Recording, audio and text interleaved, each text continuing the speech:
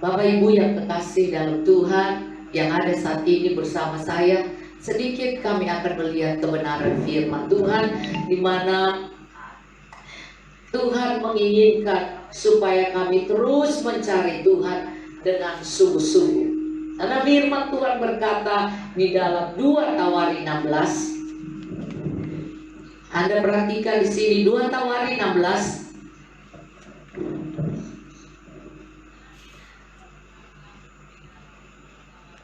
ayat 9. Karena mata Tuhan menjelajah seluruh bumi. Jadi mata Tuhan melihat kami. Walaupun kami bersembunyi di mana, Dia bisa lihat kita. Mata Tuhan menjelajah seluruh bumi untuk melimpahkan, 2 Tawari 16 ayat 9, melimpahkan kekuatannya kepada mereka yang bersungguh-sungguh hati terhadap Dia. Saudara, Tuhan mencari orang yang bersungguh-sungguh hati. Waktu zaman Asa itu, Asa sempat sangat luar biasa mencari Tuhan, sehingga dia membuat menara-menara, dan dia berkata kepada bangsa Israel supaya mereka bersungguh dengan Tuhan, sehingga dia membuat pembaharuan. Coba kalau kita melihat di dalam 2 Tawari 14, dia mendapatkan kemenangan. Sini dikatakan dari ayat 2, Asa melakukan apa yang baik dan yang benar di mata Tuhan. 2 Tawari 14 ayat 2, di mata Tuhan Allahnya. Pegang baik-baik bahwa pertama Asa melakukan hal yang baik dan benar di mata Tuhan Allah. Saudara, kita perlu bukan mencari muka atau mencari disayangi atau dipuja-puja oleh orang manusia, tetapi terutama tadi kita belajar bahwa terutama pada satu audiens yang sungguh punya kuasa menghidupkan dan mematikan, memberkati dan membuat kita hancur, hanya ada di tangan Tuhan.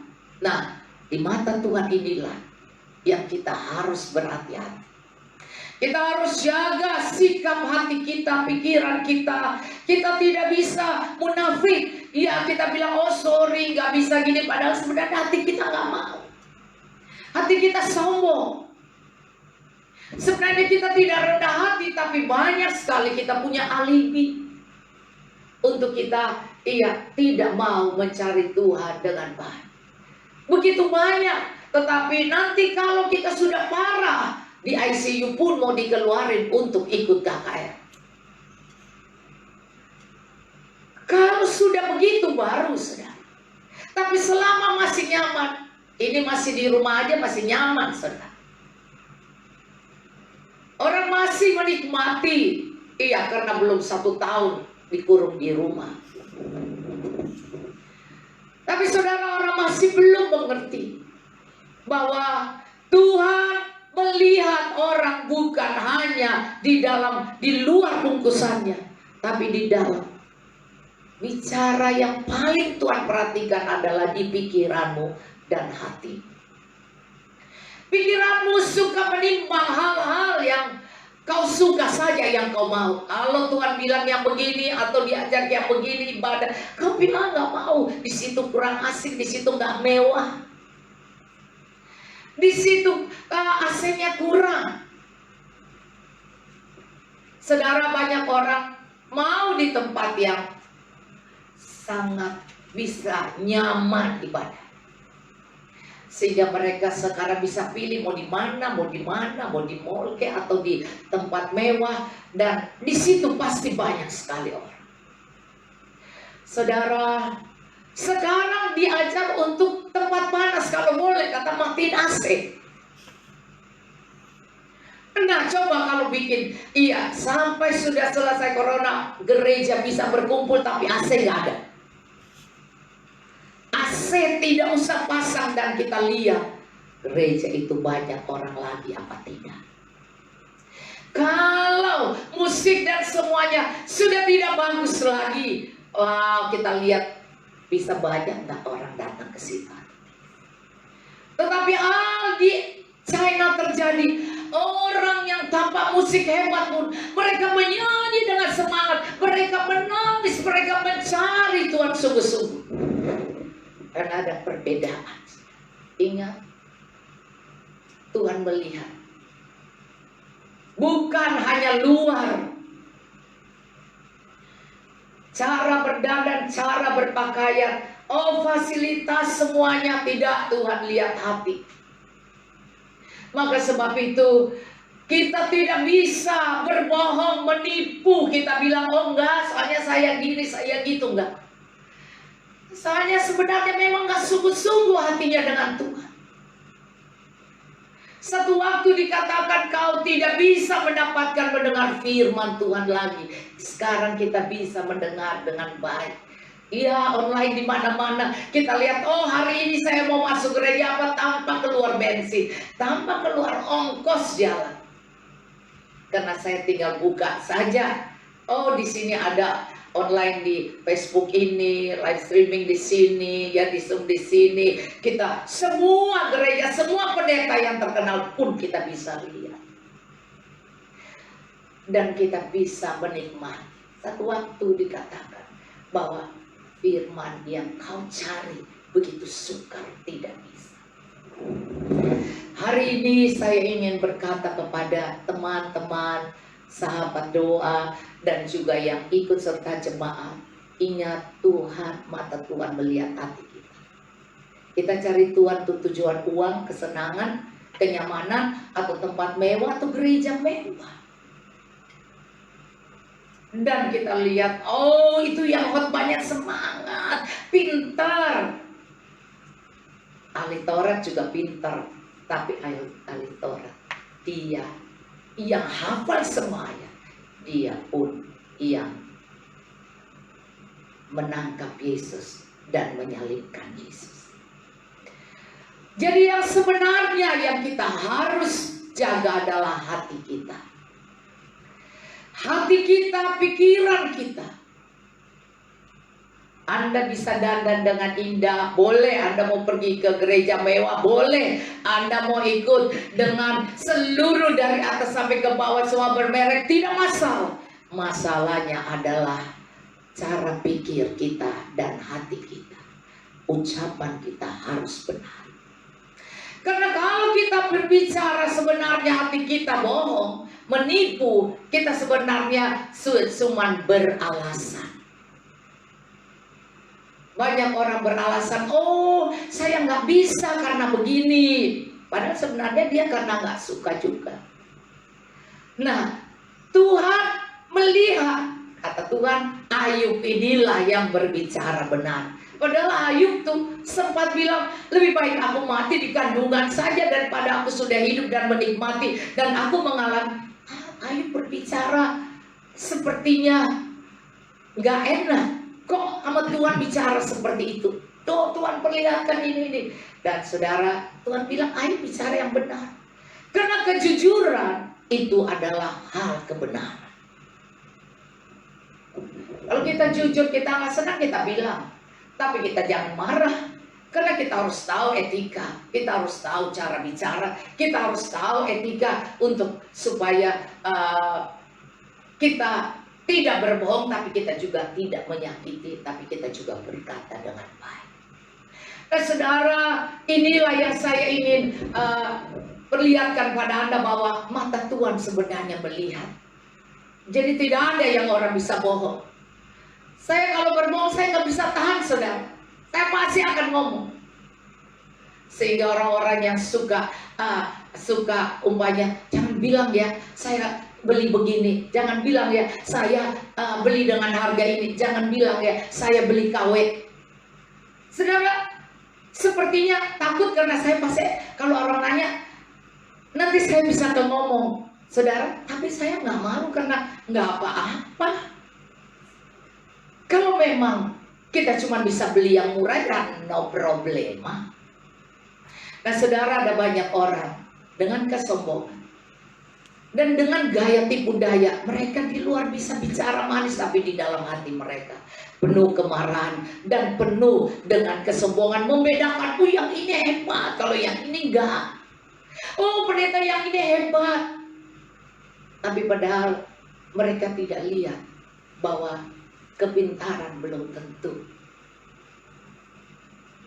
itu berkenan pada Tuhan. Kenapa? Tuhan cuma lihat hati. Di Korintus bilang orang bodoh di zaman ini Tuhan akan pakai. Jadi bukan karena gaya bicara, cara khotbah hebat, menghafal ayat hebat, tapi kejujuran dan kebenaran, hati yang benar. Dan kalau kita bisa melihat ini, maka kita lihat di sini Tuhan ingatkan pada Asa. Waktu kau dulu masih belum bisa apa-apa, kau benar-benar hidup dengan baik, kau hidup dengan benar. Tapi waktu dia mulai jaya, mulai senang, mulai hebat, karena Tuhan menjaga dan memeliharanya. Satu waktu ada tantangan, dia sudah takut, dia ketakutan. Maka dia tidak mencari Tuhan lagi. Dia cari orang-orang, teman-temannya atau orang-orang lain. Tidak lagi bersungguh-sungguh dengan Tuhan. Maka coba Anda perhatikan di sini ada perbedaannya. Dan kita melihat di sini dia katakan Asa yang telah melakukan apa yang baik dan yang benar di mata Tuhan. Jadi bukan yang baik dan benar di mata manusia, bukan yang angin manusia, tapi di mata Tuhan. Betapa sukar kita bisa tahu hati Tuhan dan mata Tuhan. Karena saudara, kita harus bisa dekat dengan Tuhan, baru kita bisa tahu. Sebab itu dikatakan kita harus tinggal atau dicangkokkan dalam pokok anggur yang benar, itu di Yohanes 15. Sehingga saat kita minta apa saja, Tuhan tidak pernah tolak katanya, karena kita menjadi satu dengan keinginan Tuhan.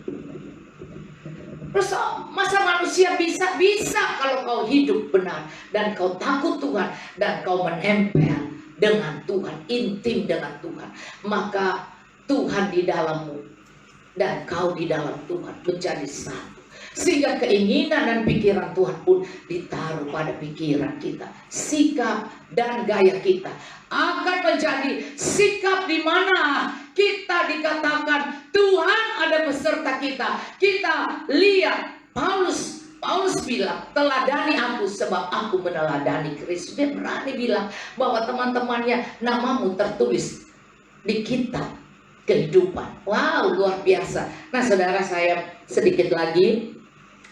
Maka kalau Asa melakukan itu, kita lihat di ayat di ayat selanjutnya, ayat 3, ia menjauhkan mesbah-mesbah asing dan bukit-bukit pengorbanan, memecahkan tugu-tugu berhala dan menghancurkan tiang-tiang berhala. Semua yang disembah-sembah itu, saudara, yang dibanggakan disembah, dihancurkan oleh dia. Ia memerintahkan orang Yehuda supaya mereka mencari Tuhan Allah nenek moyang mereka dan mematuhi hukum dan perintah. Ia menjauhkan bukit-bukit pengorbanan dan penumpaan dari segala kota Yehuda, dan kerajaan pun aman di bawah pemerintahannya. Karena negeri itu aman dan tidak ada yang memeranginya di tahun-tahun itu. Ia dapat membangun kota-kota benteng di Yehuda. Tuhan telah mengaruniakan keamanan kepadanya. Katanya kepada orang Yehuda, marilah kita memperkuat kota-kota ini dan mengelilinginya dengan tembok beserta menara-menaranya, pintu-pintunya dan palang-palangnya. Negeri ini masih dalam tangan kita karena kita mencari Tuhan Allah kita. Segala sesuatu, harta kekayaanmu, keluargamu, sanak saudaramu, jemaat dan seluruh umat Tuhan ada dengan baik-baik. Kalau kita masih cari Tuhan, maka kita akan aman, tidak takut corona. Saudara, di sini Tuhan tidak lihat jabatan pelayananmu di gereja, di organisasi, atau di perusahaan, atau di dunia dan pemerintahan. Tuhan tidak lihat itu. Tuhan lihat hati kita yang mencari Tuhan. Maka di sini dikatakan, masih dalam negeri ini atau keluargamu atau harta kekayaanmu atau usahamu atau kesehatanmu, dikatakan ini masih dalam tangan kita karena kita mencari Tuhan. Orang yang mencari Tuhan itu luar biasa, dia punya iman bahwa semua akan beres. Ya, mencari Tuhan Allah kita, dan dia mencari kita, Tuhan mencari kita. Ya, saudara, kalau sampai kita cari Tuhan, Tuhan cari kita, kita berjumpa. Bayangkan kalau kita rindu orang itu rindu kita. Berjumpa, wah, peluk-pelukan saudara. Wah, luar biasa. Nah, Anda perhatikan ini. Ya, karena kita mencari Tuhan Allah kita dan Ia mencari kita. Ya, Tuhan yang huruf besar mencari kita serta mengaruniakan keamanan kepada kita di segala penjuru, di segala segi kehidupan, kesehatan, rumah tangga, usaha, dan segala yang kau kerjakan itu pasti berhasil. Maka mereka melaksanakan pembangunan itu dengan berhasil. Nah, saudara, kemudian dikatakan ayat 11, kemudian Asa berseru kepada Tuhan Allah, ya Tuhan, selain daripada Engkau tidak ada yang dapat menolong yang lemah terhadap yang kuat. Tolonglah kami ya Tuhan Allah kami, karena kepadamu-lah kami bersandar, dan dengan namamu kami maju melawan pasukan besar jumlahnya ini. Ya Tuhan, Engkau Allah kami. Jangan biarkan seorang manusia mempunyai kekuatan untuk melawan Engkau. Kalau Engkau mencari Tuhan, Tuhan cari Engkau, maka tidak ada corona cari kau. Karena di sini dikatakan, jangan biarkan seorang manusia atau virus atau apa saja mempunyai kekuatan untuk melawan Engkau.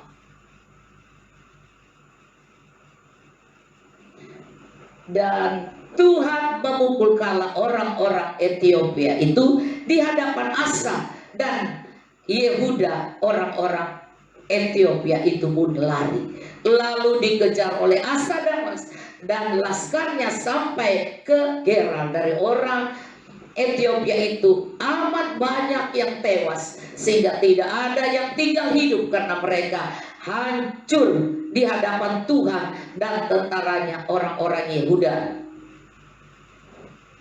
Tidak ada yang hidup karena mereka hancur di hadapan Tuhan dan tentaranya, orang-orang Yehuda memperoleh jarahan yang sangat besar. Kenapa dia katakan hancur di hadapan Tuhan? Dia nggak bilang hancur di hadapan Asa, padahal mesti hancur di hadapan Asa. Hancur di hadapan Tuhan karena Tuhan yang berperang. Dan kita lihat di sini, mereka mengalahkan semua kota di sekeliling Gerar karena ketakutan yang dari Tuhan menimpa penduduk. Mereka menjarah semua kota itu karena jarahan yang besar terdapat di situ. Nah, saudara, tetapi di ayat yang tadi kita baca, kemudian datang lagi musuhnya. Tapi kemudian Asa berubah, tidak mengandalkan Tuhan seperti pertama. Saudara, kalau Anda perhatikan, Asa begitu sangat radikal sekali. Sebelumnya, saudara, kita baca di dalam 2 Tawarin 15 ya. Asaria bin Elbi Nabi Roh Allah yang pergi menemui Asa dan berkata kepada, dengarlah kepadaku Asa seluruh Yehuda dan Benyamin. Tuhan beserta dengan kamu bila mana kamu beserta dengan dia. Bila mana kamu mencarinya, ia berkenan ditemui olehmu. Tapi bila mana kamu meninggalkannya, kamu akan ditinggalkannya. Saudara, kalau kita cari Tuhan, biarpun kita bilang kita orang Israel, orang Yehuda, kalau kita tidak cari Tuhan, Tuhan tidak cari kita. Maka kita harus tahu bahwa apa yang kita alami, kalau kita cari Tuhan, pasti Tuhan akan cari kita. Karena ini firman Tuhan katakan, dan dia berkenan ditemui olehmu. Tapi bila mana kamu meninggalkannya, kamu akan ditinggalkannya.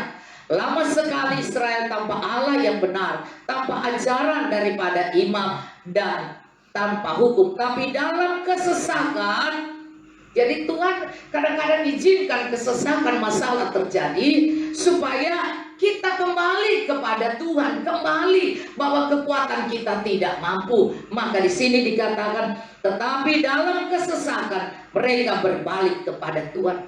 Mungkin di dalam masa ini Tuhan sedang mengajar kita untuk kembali mengandalkan Tuhan.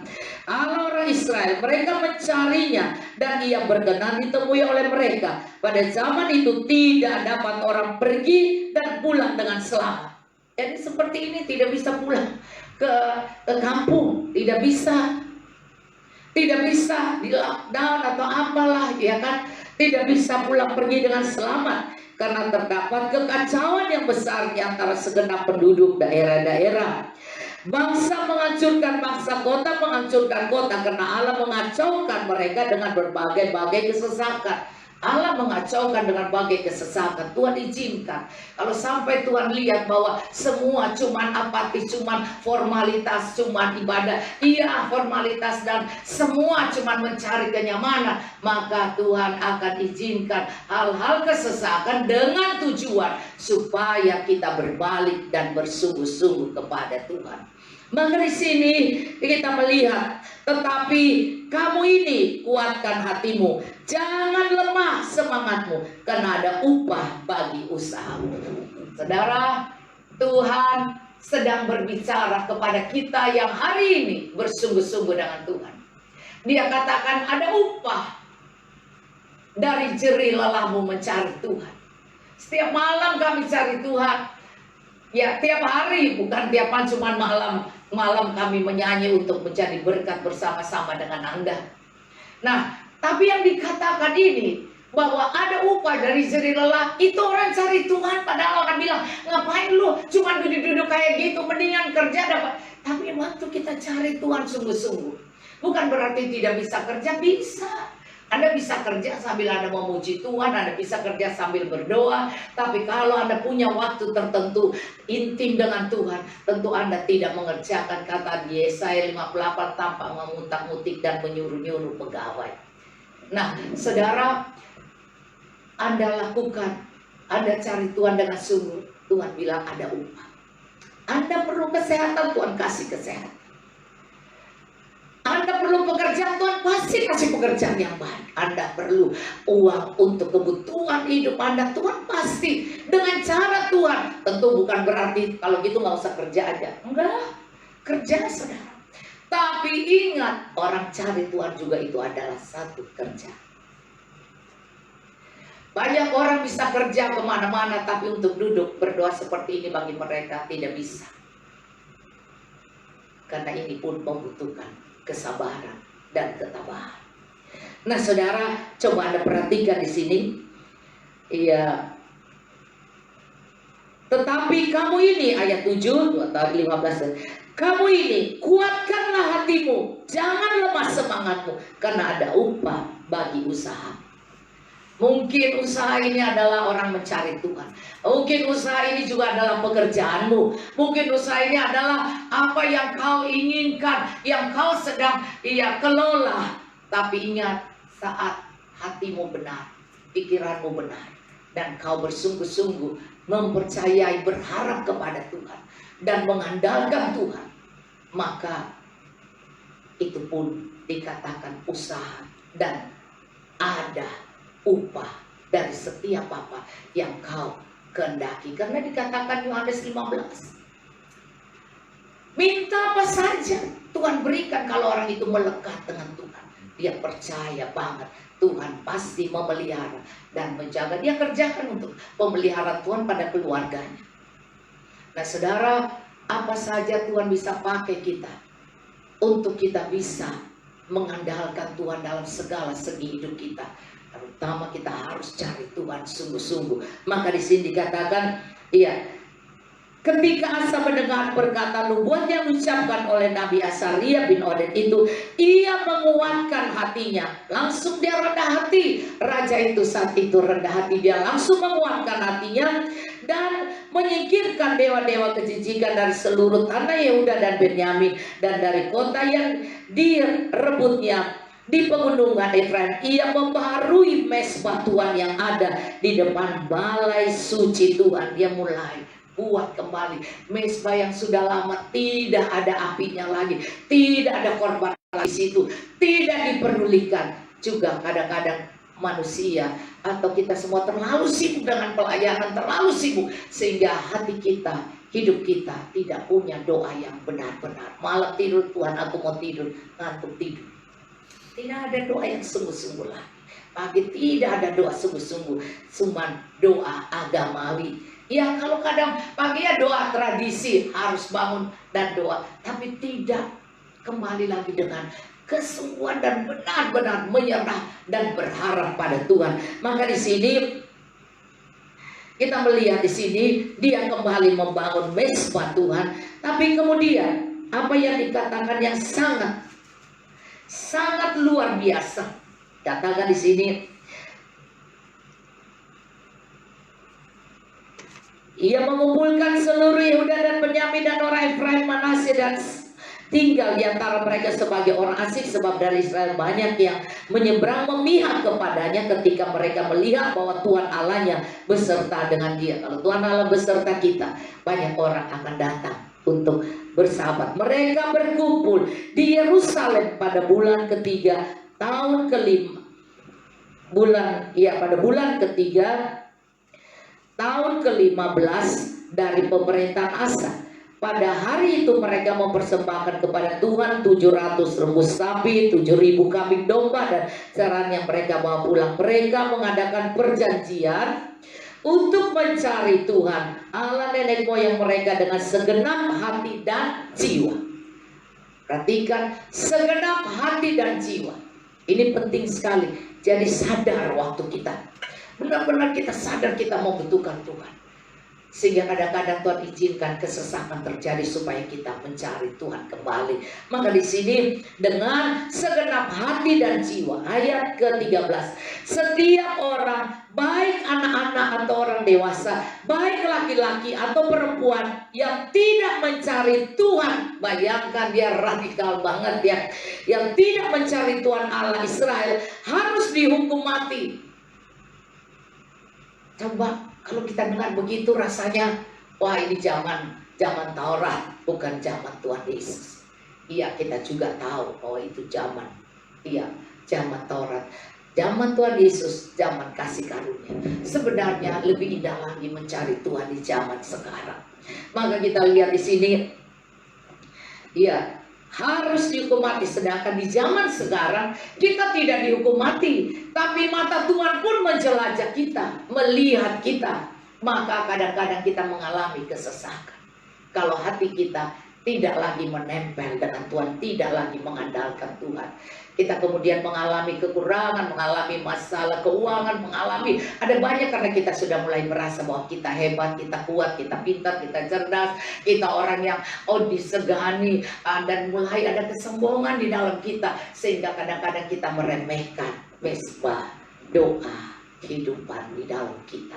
Maka sebab itu di sini kita lihat bahwa Asa sangat luar biasa. Ayat 14, mereka bersumpah setia kepada Tuhan dengan suara yang nyaring, dengan sorak-sorai, dengan tiupan nafiri dan sangkakala. Semua Yehuda bersukaria atas sumpah itu, karena dengan segenap hati mereka bersumpah setia, dan dengan kehendak yang bulat mereka mencari Tuhan.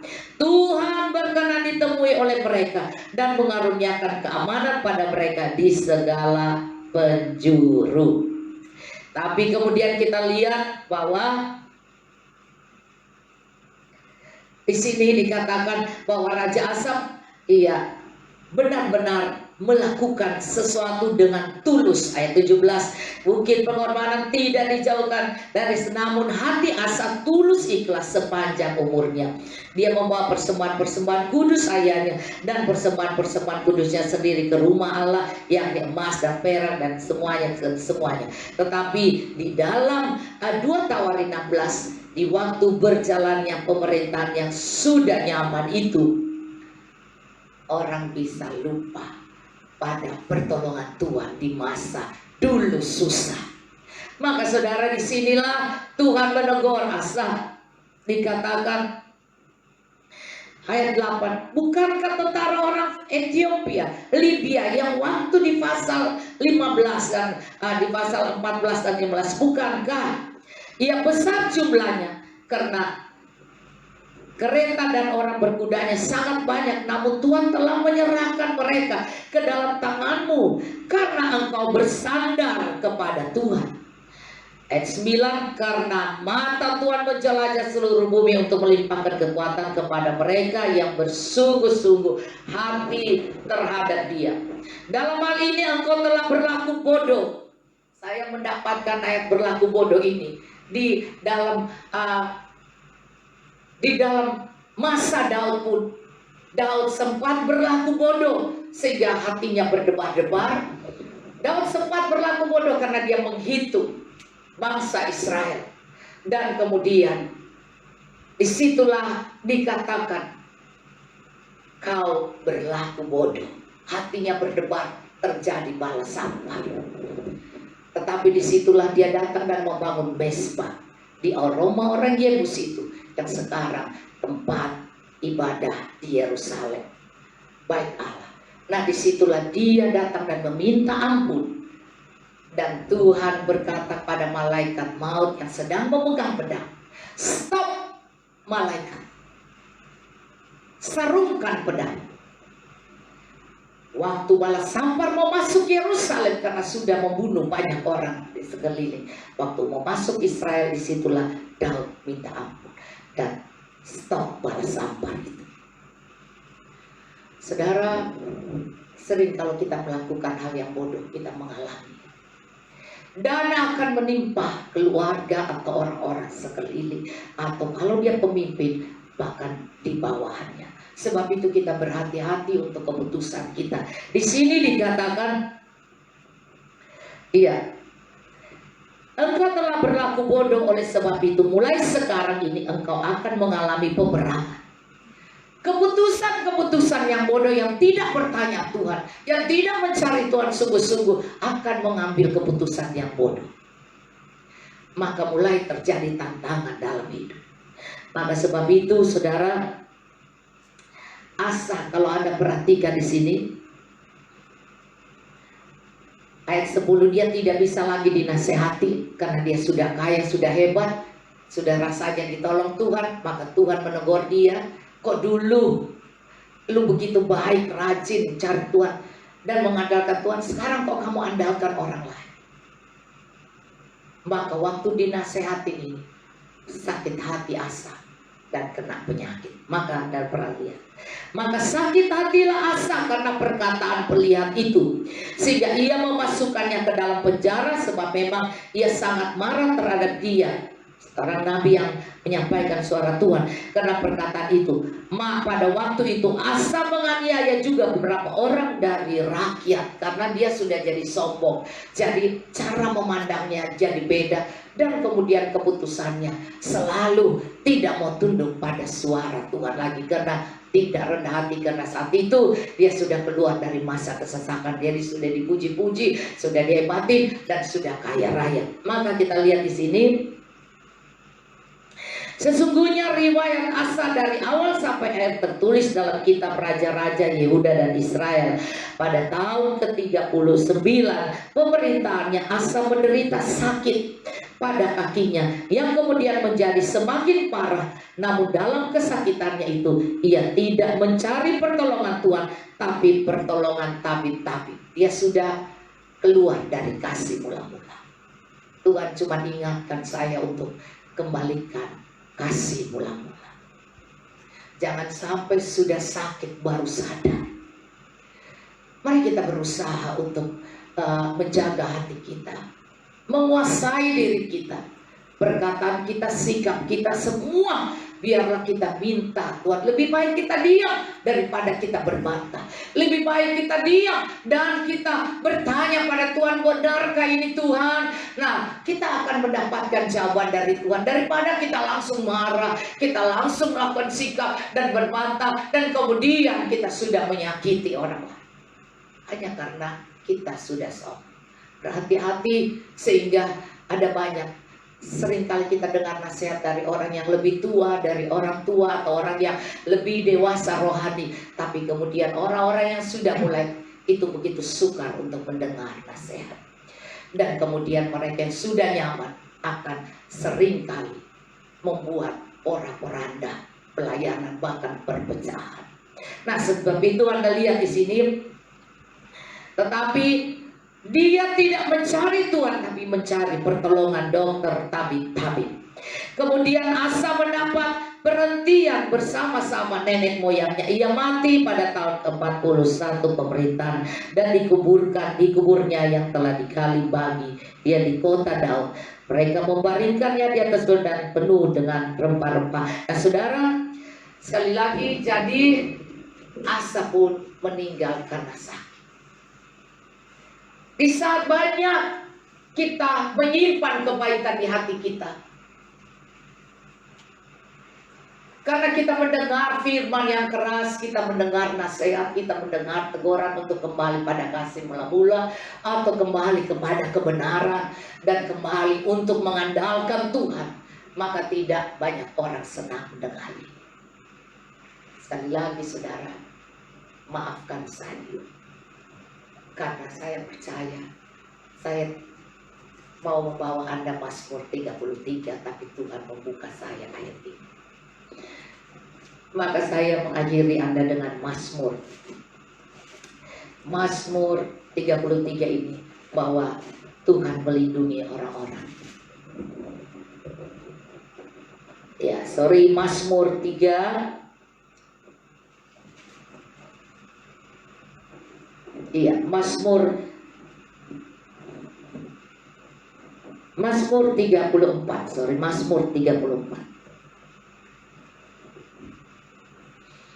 Aku hendak memuji Tuhan dalam segala waktu, pujian kepadanya tetap di dalam mulutku, karena Tuhan jiwaku bermegah. Biar orang yang rendah hati mendengarnya dan bersuka cita. Muliakanlah Tuhan bersama-sama dengan aku. Marilah kita bersama-sama memasyurkan namanya. Tuhan suka orang memuji Tuhan. Aku telah mencari Tuhan, lalu Ia menjawab aku dan melepaskan aku dari segala kegentaranku. Jadi orang yang mencari Tuhan, orang yang terus mau menyanyi, memuji-muji Tuhan, orang itu pasti hatinya dijaga, dipelihara Tuhan untuk selalu mau mengandalkan Tuhan. Lalu Tuhan menjawab aku, kata firman Tuhan, Mazmur 34 ayat 5, dan melepaskan aku dari segala kegentaran. Tujukanlah pandanganmu kepadanya, maka mukamu akan berseri-seri dan tidak akan malu tersipu-sipu. Maka ayat 7, orang yang tertindas ini berseru dan Tuhan mendengar. Ia menyelamatkannya dia dari segala kesesakannya. Ayat 8, malaikat Tuhan berkemah di sekeliling orang-orang yang takut akan dia, lalu meluputkan mereka. Tuhan berkemah di orang-orang yang mencari Tuhan, untuk menjaga, melindungi, karena temanya orang ini dalam perlindungan Tuhan. Jadi orang yang mencari Tuhan sungguh-sungguh, mata Tuhan tertuju pada dia. Pagar tembok keliling dengan malaikat dengan pedang yang menyala-nyala menjaga mereka. Maka dikatakan lalu meluputkan mereka. Ayat 9, kecaplah dan lihatlah betapa baiknya Tuhan itu. Berbahagialah orang yang berlindung atau mengandalkan Tuhan. Takut akan Tuhan, hai orang-orang yang kudus, sebab tidak berkekurangan orang yang takut akan Dia. Singa-singa muda merana kelaparan, tetapi orang-orang yang mencari Tuhan tidak berkekurangan, tidak kekurangan sesuatu pun yang baik. Orang yang cari Tuhan tidak berkekurangan satupun yang baik. maka cari Tuhan. Enggak susah kok, hanya beri waktu. Kalau ada, ya jaga, enggak, saya mau cari Tuhan. Jam itu saya harus berdoa. Maka Tuhan melihat orang-orang yang punya integritas, komitmen, dan kesungguhan pada Tuhan. Iya, kemudian firman ini berkata, marilah anak-anak, dengarkanlah aku, takut akan Tuhan akan kuajarkan kepadamu. Siapa orang yang menyukai hidup, yaitu tidak mau mati cepat. Siapa orang yang menyukai hidup, yang mengingini umur panjang untuk menikmati yang baik, bukan umur panjang tapi menderita penyakit. Jagalah lidahmu terhadap yang jahat dan bibirmu terhadap ucapan yang menipu. Jadi jangan ada munafik, jangan ada hal bicara tipu daya. Saudara ya, lidah kita jaga, kita kuasai supaya jangan kita punya banyak musuh. Jauhilah yang jahat, lakukan yang baik, carilah perdamaian dan berusaha mendapatkannya. Cari Tuhan, jaga lidah, dan jauhilah yang jahat, lakukan yang baik, cari perdamaian, usaha mendapatkannya. Mata Tuhan, ayat 16, kemudian mata Tuhan tertuju pada orang-orang benar, telinganya kepada teriak mereka minta tolong. Jadi jangan takut kalau ada orang jujur, tidak munafik, dan orang yang bersungguh cari Tuhan, tidak ada kebohongan, tipu daya di mulutmu, maka kau akan lihat telinga Tuhan mendengar orang-orang yang seperti itu. Wajah Tuhan menentang orang-orang yang berbuat jahat untuk melenyapkan ingatan pada mereka dari muka bumi. Apabila orang-orang benar itu berseru-seru, maka Tuhan mendengar dan melepaskan mereka dari segala kesesakannya. Tuhan itu dekat kepada orang yang patah hati. Ia menyelamatkan orang yang remuk jiwanya, artinya orang yang lemah lembut hatinya, orang yang mudah cepat tersentuh. Jadi mencari Tuhan, ia datang dengan kesungguhan, remuk hati. Kemalangan orang benar banyak. Memang orang benar banyak mengalami tantangan juga. Kemalangan orang benar banyak. Tetapi Tuhan hanya seketika saja. Ada tamisa besok pagi, ada sorak-sorai. Maka doa malam, saya buat doa malam supaya Anda berdoa malam ini. Sungguh-sungguh besok Anda lihat Tuhan tolong ya. Kemalangan orang benar banyak, Tuhan melepaskan dia dari semuanya. Ia melindungi segala tulangnya, tidak satu pun yang patah. Kemalangan akan mematikan orang fasik, dan siapa yang membenci orang benar. Jadi selain jauh yang jahat, ia cari perdamaian, berusaha mendapatkannya. Ya, selain jaga lidah, ia jaga ucapan, ya jangan sampai nyakitin orang. Ia jauhi, tidak berbohong, jauhi yang jahat, cari perdamaian, tapi terutama cari Tuhan. Maka di sini dikatakan lagi, iya,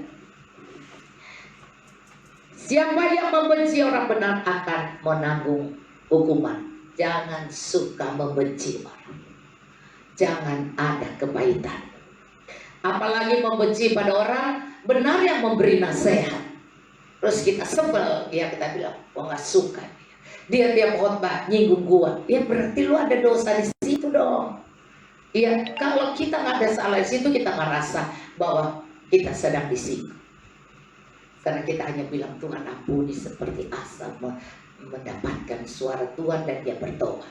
Tapi waktu dia sudah kaya, sudah sombong, waktu dia nasihat dia marah, maka dia dapat sakit dan dia meninggal. Nah, Anda lihat di sini, iya, jadi yang terakhir, jangan ada kebencian. Maka ayat 23, Tuhan membebaskan jiwa hamba-hambanya, yaitu orang yang rendah hati. Tuhan bicara hamba itu hanya melakukan apa yang disuruhkan Tuannya. Karena hamba itu berkata di dalam perjanjian baru, aku hanya hamba yang tidak berguna. Aku hanya melakukan apa yang disuruhkan Tuhan. Jadi kalau Tuhan ya suruh apa, dia hanya melakukan itu, karena itu dia namanya hamba. Maka di sini, dan semua orang berlindung padanya tidak akan menanggung hukuman. Saya saya percaya mencari Tuhan, menjadi orang yang takut akan Tuhan, dan kemudian kita mau mendengar nasihat, terus kita kemudian jaga lidah kita, tidak ngomong yang menipu, tidak memfitnah, tidak juga berbohong, ya kan, munafik. Kita juga di sini kita benar-benar bisa bersyukur, kita tidak melakukan hal-hal yang tidak baik, tapi kita menjauhi yang jahat, lakukan yang baik, dan carilah perdamaian, berusaha mendapatkannya, dan terus Tuhan akan mendengar doa kita dan jangan ada kebencian. Dan saya percaya masalah corona ini Tuhan akan menjaga kita yang masih sehat, yang masih sekarang, dan mereka yang masih di rumah sakit Tuhan sembuhkan. Maka kita perlu mencari Tuhan sungguh-sungguh dan berseru-seru, dan kita berdoa syafaat buat mereka, dan Tuhan mendengar doa kita. Doa pribadimu, doa syafaat buat orang lain, doa syafaat buat bangsa negara, buat gereja kita, dan kita percaya juga buat keluargamu Tuhan pasti lindungi. Maka malam ini jangan takut apa yang kau cari. Kau sedang cari Tuhan, maka Dia katakan ada upah bagi jerih lelahmu yang duduk 2 jam lebih mendengar, memuji Tuhan, mendengar firman Tuhan. Tuhan memberkati.